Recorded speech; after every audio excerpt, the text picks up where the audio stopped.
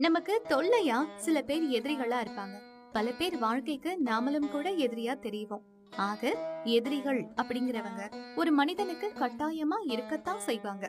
எதிரிகளை பார்த்து நாம பயப்படக்கூடாது. ஆனா ஒரு சில எதிரிகள் தனக்கு போட்டியா வர்றவங்கள அழிச்சே ஆகணும் அப்படின்னு முடிவு கட்டியிருப்பாங்க. இதுக்காக எதிர்மறையான சில விஷயங்களை செய்யவும் தொடங்கிடுவாங்க. அதுதான் இந்த ஏவல், பில்லி, சூனியம், செய்வனை மாதிரியான பிரச்சனைகள் வர்றதுக்கு முதல் காரணமா அமைகிறது. உங்களுக்கும் இந்த மாதிரியான பிரச்சனைகள் இருக்கா? அதுல இருந்து விடுபடணும்னு நினைக்கிறவங்க ஆன்மீகம் சொல்லும் இந்த எளிய பரிகாரத்தை பின்பற்றி பாருங்க. இந்த பரிகாரத்துக்கு நமக்கு தேவையான பொருட்கள் 3: இலுப்பை எண்ணெய், வேப்பெண்ணெய், வசம்பு. இந்த 3 பொருட்களையும் கடையில இருந்து வாங்கிக்கோங்க. உங்க வீட்டுக்கு பக்கத்துல இருக்கக்கூடிய உக்ரமான தெய்வம் கோவிலுக்கு போகணும்.